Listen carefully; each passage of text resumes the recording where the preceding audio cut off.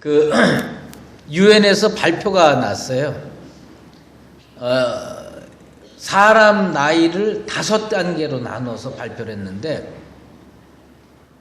태어나서부터 17살까지는 미성년자입니다.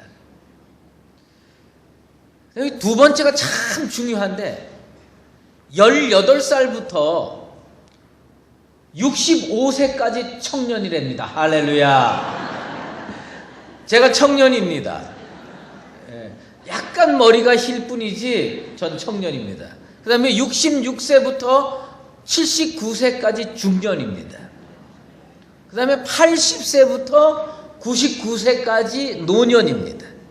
100세 이상은 장수 노인입니다. 다시 한번 옆에 분들하고 인사할 때 아까 나이 들으셨을 거 아닙니까? 몇 살인가? 당신은 오늘부터 청년이야. 그렇게 인사하시기 바랍니다.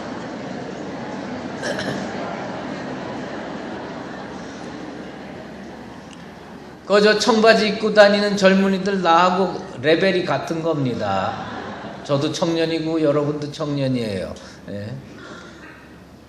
오늘은 낭만가도라고 하는 제목으로 말씀 증거하도록 하겠습니다. 오늘은 3.1절 96주년입니다. 일제 식민지 정책의 항거에서 독립운동을 전개한 날입니다. 그런데 참 요즘 세태가 백성의 한 사람으로서 국민의 한 사람으로서 가슴 아픈 부분들이 가끔 있습니다. 설교를 준비하려고 인터넷이나 이런 거 이렇게 쭉 조사하는 가운데 3.1절 최근에 3.1절을 이렇게 쳐보니까 제일 많이 지금 거론되는 게 뭐냐? 3.1절의 의, 3.1절의 독립운동하신 분들의 명단 이게 아닙니다. 3.1절이 일요일인데 이거 월요일날 쉬면 안 되냐? 난 진짜 그걸 보고 너무 실망스럽고 가슴이 아프더라고요. 적어도 대한민국 사람이라면 그 일제 식민지 시절에 우리의 선조들이 목숨을 바쳐 독립운동을 전개한 날인데 기껏 한다는 생각이 휴일이 일요일에서 월요일날 연장해서 놀아야 되느냐 말아야 되느냐 이게 그냥 인터넷을 도배하고 있다면 이건 뭔가 잘못된 거 아니냐.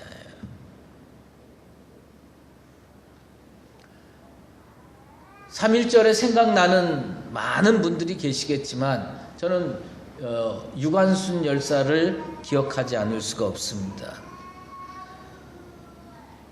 진짜 꽃다운 나이에 끌려갔어요.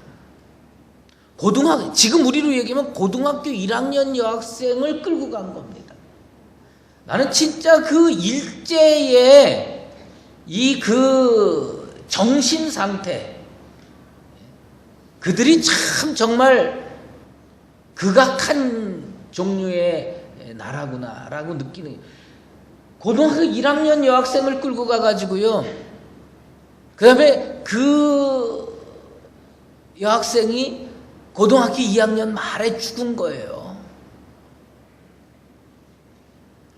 얼마나 고문을 했는지 그 몽둥이로 때려서 그 장독으로 죽었습니다. 이렇게 매를 때려서 그 독이 몸에 번져가지고 죽었습니다. 유관순 열사의 마지막 유언이 뭐냐?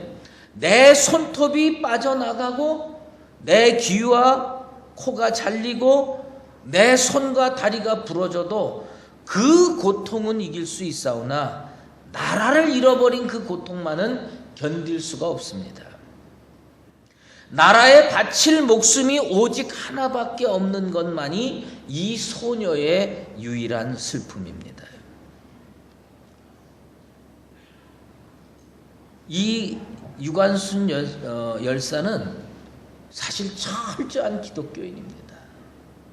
그 부모님도 기독교인이었고 이분도 기독교인이었습니다. 근데 참 안타까운 것은 고등학생들이 배우는 역사 교과서에 유관순 열사의 이야기가 빠진다는 겁니다. 왜 빠지는지 난 모르겠어요. 근데 이게 기독교인이어서 빠지는 거 아닌가, 그런 생각이 들면서 참 나는 우리 젊은이들이 공부 많이 해서 역사학자들이 좀 됐으면 좋겠어요.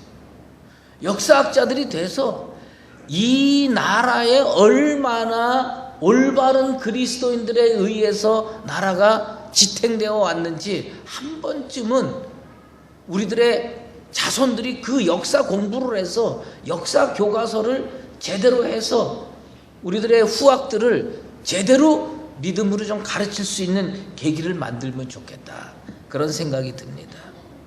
일제 식민지 시절 교회는 독립운동의 거점 역할을 했습니다. 얼마나 교회가 미웠으면 제합리교회 같은 데는 교인들을 예배실에 다 집어넣고 못 빠져나오게 문을 철저하게 봉쇄하고 거기에다가 기름 부어서 다 전교인을 불태워서 죽였습니다. 그럼에도 불구하고 많은 그리스도인들이 형극의 길처럼 어렵고 힘든 그 독립운동의 길을 걸어갔습니다. 그래서 민족 독립의 초석을 다지는 그런 역할을 했습니다. 우리는 십자가의 길 참 어려워요. 그래서 나와 상관없다고 생각은 안 됩니다. 십자가의 길이라고 할지라도 그것이 분명히 형극의 길이지만 그 끝은 틀림없이 부활의 영광으로 이어지는 줄로 믿습니다. 그래서 우리는 오늘 이 3.1절 기념 예배 때에 이러한 사실을 가슴판에 새기고 하나님께서 이 역사 속에서 우리에게 주신 그 사명의 길, 좀 어렵고 힘들더라도 그 십자가의 길을 불평하지 말고 묵묵히, 그럼에도 불구하고 당당히 걸어갈 수 있는 아름다운 성도들 되시기를 주의 이름으로 축원합니다. 많은 분들이 쉬운 길 좋아합니다. 평탄한 길 좋아합니다. 형통한 길 좋아합니다. 사람이 형통하고 평탄한 길 좋아하는 거 다 보편적인 특성입니다. 하지만 그 평탄하고 형통한 길만 쫓아가다 보면 신앙 다 잃어버릴 수 있고, 그런 길만 쫓아가다가는 가치 없는 공동체가 되고 보람 없는 인생이 될 가능성이 많습니다. 한국에 좋은 길이 많이 있대요. 근데 이 걷기 동호회에서 전국을 뒤져서 다 다녔겠죠. 그리고 그들이 뽑은 한국의 제일 평탄하고 따뜻하고 평온한 길, 그 1위가 어디냐? 가파도의 올레길이라고 합니다. 전 가본 적이 없어요. 근데 가파도는요, 모슬포항에서 한 2km 떨어져 있는 섬이랍니다. 근데 그 섬을 이렇게 해서 이제 올레길처럼 만들었는데 한 바퀴 도는데 그저 1시간 반에서 2시간이면 된다고 합니다. 근데 이 길이 얼마나 좋은지 모른대요. 아름답고 평온하고 따뜻한 봄날에 걸으면 그렇게 정말 사람한테 기쁨을 주는 길이랍니다. 왜 그러냐면 제일 높은 데가 20m라요. 그리고 대부분 그저 수면에서 큰 차이가 나지 않는데, 그러니까 힘껏 고바위로 올라가 봐야 20m니까 그냥 평탄하게 걸을 수가 있답니다. 그런데 어떤 분이 거기에 가서 그 섬을, 그 평탄한 길, 그 형통한 길을 한 바퀴 돌고 사진을 올리면서 거기에다가 이렇게 써놓은 코멘트가 있더라고요. 근데 그렇게 평탄한 길이 있는 동네에 빈집이 얼마나 많은지 몰라요. 평탄하면 뭐합니까? 평온하면 뭐합니까? 사람이 안 사는데. 그렇게 그렇게 평탄한 거라고 생각을 했는데 그러면 많이 살아야죠. 그리고선 팍팍하다 살기 힘들다 그러는 서울엔 왜 그렇게 사람이 많습니까? 여러분, 사람이 평탄한 거 좋아한다? 형통한 거 좋아한다? 내가 볼 때는 다 거짓말 같아. 예? 평탄한 거를 좋아하는지는 몰라도 골라서 어쩌면 제일 살기 빡빡하고 어려운 서울로 올라와서 그렇게 코 깨지면서 사는지 난 그 이유를 알 수가 없어요. 우리네 인생들이 걸어가는 길이 한가하고 평탄하고 따뜻하고 평화로우면 얼마나 좋겠습니까? 하지만 살아보면 다 아시잖아요. 인생 그렇게 평탄하지 않습니다. 따뜻한 것만도 아닙니다. 하지만 그런 어렵고 힘든 길이라도 이겨낼 수 있는 믿음이 있으면 얼마든지 인생을 늠름하게 살아갈 수 있게 될 줄로 믿습니다. 그래서 평탄한 길 자꾸 달라고 하지 마시고 조금 고바이라도 좀 어려운 길이라도 그걸 극복하고 목표를 향해서 믿음으로 전진할 수 있는 그런 자신 있는 인생 되게 해달라고 기도하는 나와 여러분 되시길 바랍니다.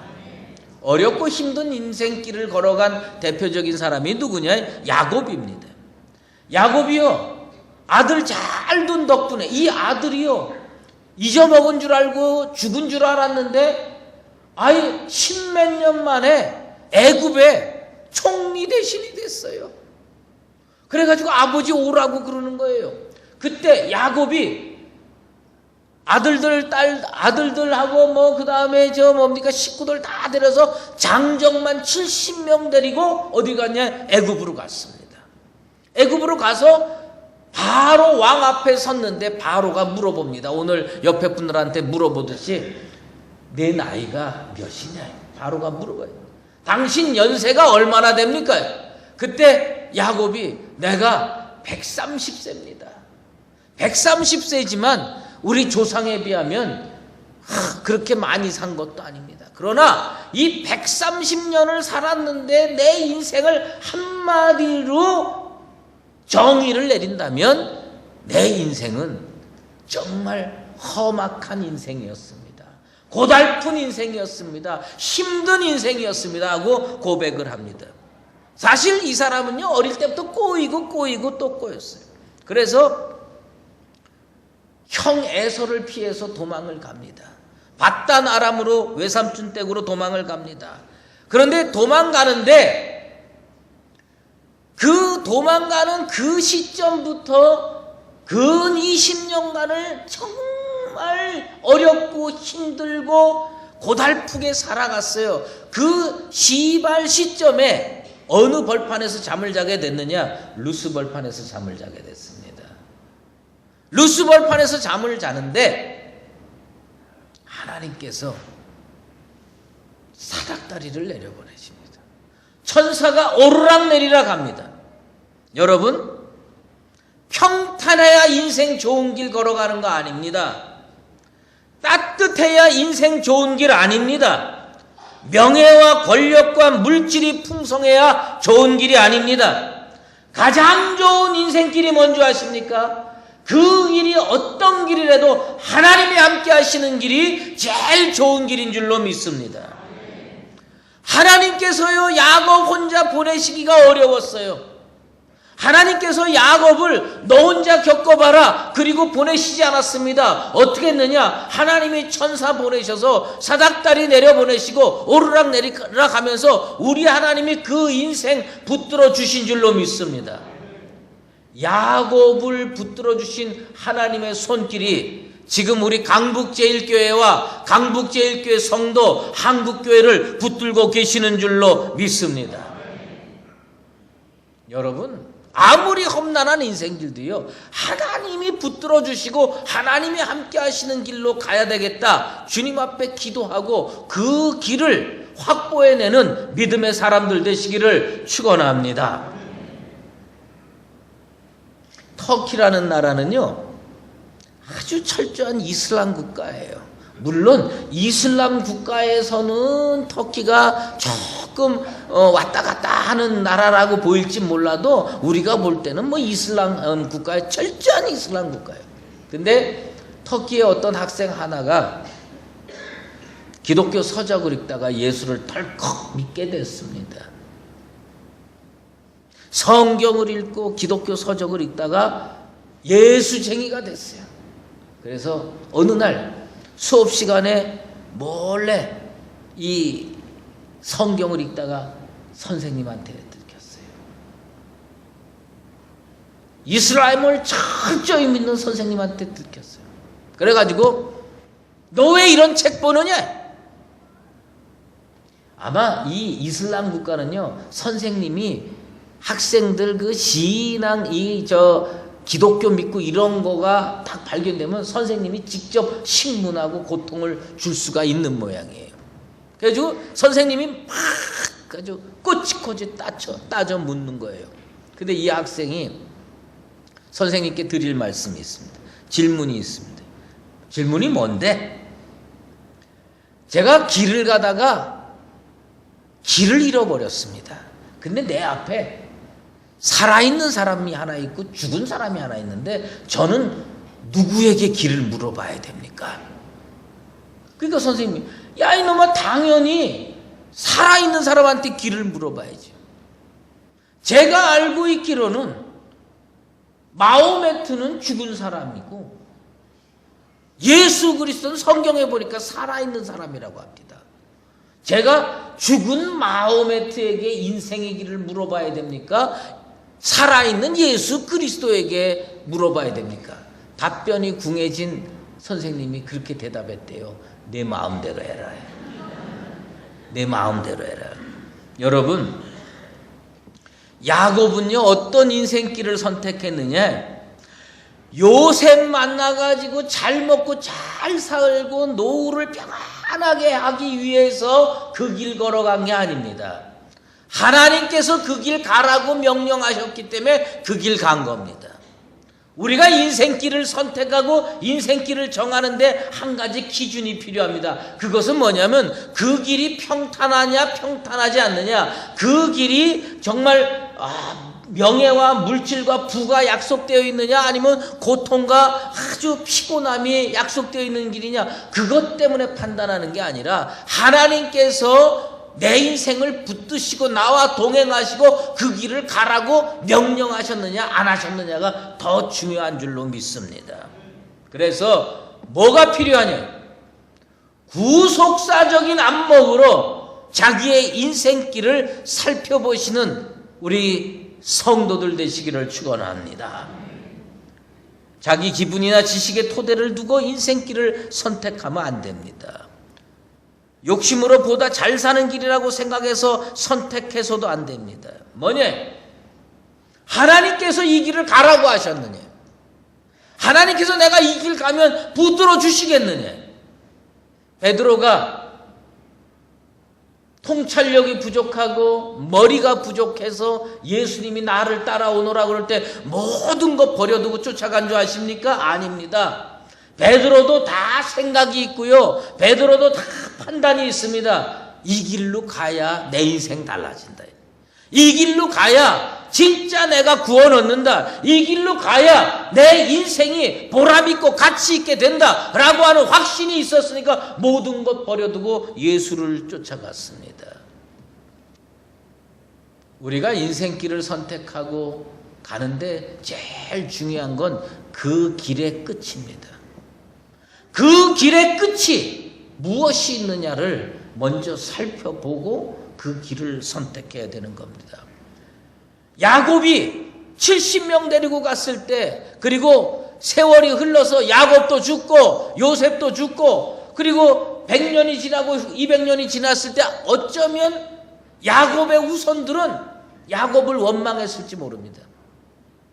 아니 젖과 꿀이 흐르는 가나안 땅에 그냥 살지 뭐하러 이곳까지 끌고 와서 우리 후손들을 이렇게 고통 속에서 살게 하느냐. 그런데 야곱이 잘못 선택해서 고생하는 것이 아니라 거기에는 하나님의 구속사적인 의미, 섭리가 담겨져 있었습니다. 400년 동안 그냥 고통만 당한 줄 알았어요. 400년 동안 그냥 일만 했는 줄 알았어요. 400년 동안 노예처럼 맨날 채찍찍 말고 형극의 길을 걸어왔는 줄 알았어요. 그런데 딱 정확하게 계산을 해보니까 놀라운 역사가 일어난 겁니다. 여러분, 한 알의 씨앗이요 옥토에 떨어져서요 열매를 맺으면 30배, 60배, 100배의 결실을 맺습니다. 그러니까 100배 결실을 맺으면 엄청난 축복의 역사입니다. 그런데 야곱이 데리고 간 사람이 몇 명이냐? 70명이었어요. 430년 만에 몇 명이 됐느냐? 장정만 60만 명 됐습니다. 이 몇 배의 결실을 맺었느냐? 10,000배의 결실입니다. 이 10,000배의 결실이라고 하는 것은 어마어마한 겁니다, 여러분. 여러분 지갑에 지금 돈이 얼마 있는지 모르지만 내 지갑에 만약에 1,000원짜리가 한 장 있는데 하나님이 복 주셔서 10,000배 하시면 난 얼마 갖고 있는 거지요? 여러분 계산이 안 되니까 부자가 안 되는 거예요. 1,000원이 10,000배가 되면 얼마예요? 1,000만 원입니다. 하나님의 은총과 축복이 이렇게 임하게 되길 원합니다. 장정이 70명 출발했는데 430년 만에 물경 10,000배의 축복을 받은 겁니다. 하나님의 역사가 위대하다는 건 그런 겁니다. 저희 부모님은 1,4,5태 때 피난 내려오셨어요. 두 분이 시작했어요. 60년 지났습니다. 60년 지났는데 지금 어떻게 됐느냐? 6명 됐습니다. 3배 됐어요. 우리 집안도요 430년만 지나면 10,000배 될 줄로 믿습니다. 예? 여러분 저희 처갓집을 내가 한번 봐요. 거기도 2명이서 시작했어요. 2명이서 시작했는데 나중에 가족 사진 찍으니까 몇 명이 최대 많을 때 몇 명 찍었느냐? 19명 사진 찍더라고요.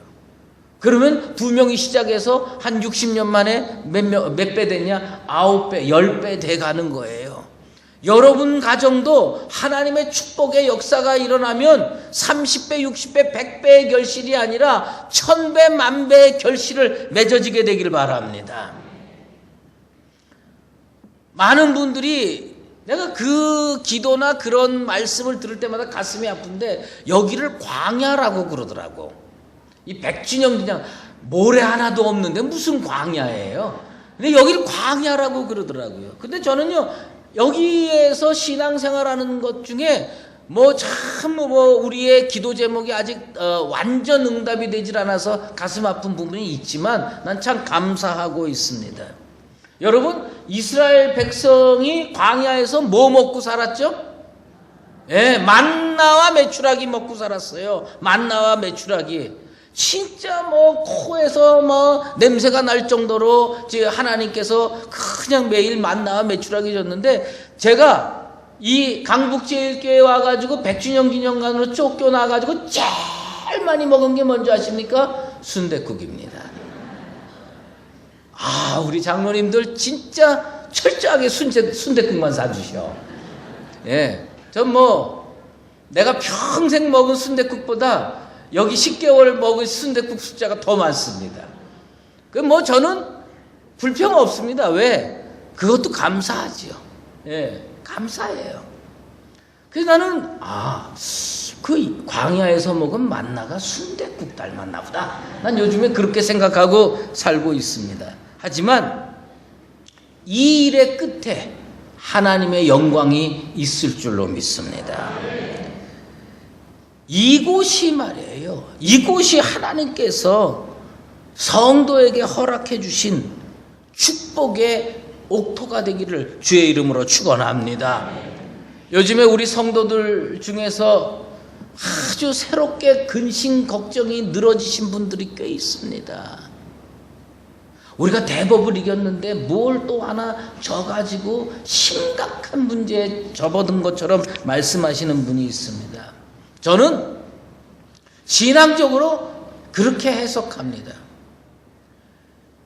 우리가요 대법 앞두고 특별 새벽 기도회 하면서 기도 제목의 핵심이 뭔지 아세요? 기도 제목의 핵심을 기억하십니까? 그때 어떻게 해달라고 기도했는지 기억하십니까? 홍해의 기적을 일으켜달라고 기도했어요. 다 잊어먹으셨구나.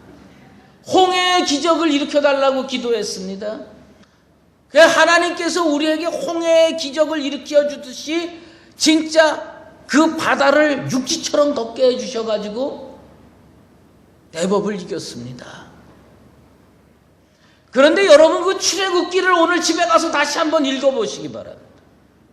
그 홍해의 기적이 쫙 물이 갈라집니다. 바다가 갈라집니다. 거기를 이스라엘 백성이 육지처럼 걸어갑니다. 쭉 걸어가요.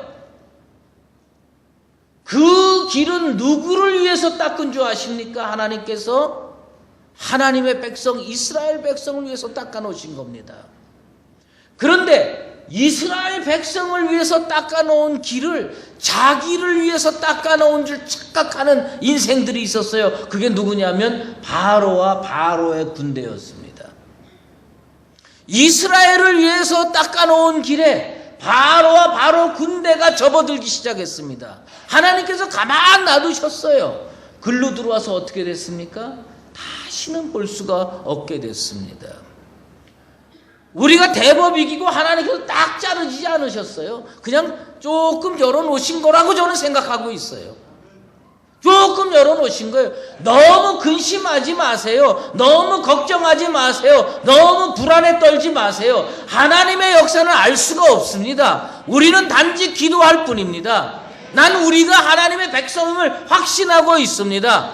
여러분 이것을 생각하고 이 길이 진짜 어렵고 힘들고 고달프더라도 믿음으로 기도하면서 걸어가는 것이 우리의 역사적인 사명인 줄로 믿습니다. 이 고난의 끝에는 분명히 부활의 영광이 있고 형통의 축복이 있을 줄로 믿습니다. 언젠가 거기를 한번 걸어가 보고 싶어요. 저기 그 동해 한쪽에 가면 고성에서부터 삼척까지 240km의 길이 있답니다. 사람이 다닐 수 있도록 길을 만들어 놨대요. 그 길의 이름이 뭐냐? 낭만가도랍니다. 240km의 길이 쫙 사람이 걸어갈 수 있도록 만들어 놨는데 그게 낭만가도래요. 그래가지고 제가 잘 아는 어떤 목사님이 교회에다가 휴가를 얻었어요. 휴가를 얻어가지고 일주일 동안 휴가를 좀 다녀오겠습니다. 그리고 배낭을 메고 하루에 40km씩 240km 월요일부터 토요일까지 갔다 와서 주일날 오면 되겠지 하고 계산을 하고 배낭 메고 그 낭만가도에 접어들었답니다. 하루 하고 포기했답니다.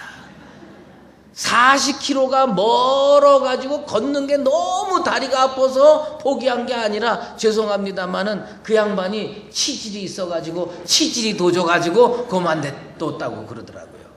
그 낭만가도 쭉 걷는 거예요. 그러면서 내가 물어봤어요. 그 길이 그렇게 낭만적이냐? 처음에 딱 그 낭만가도 고성에서 시작하면서 한 10분 걸을 때는 그렇게 낭만적이더래요.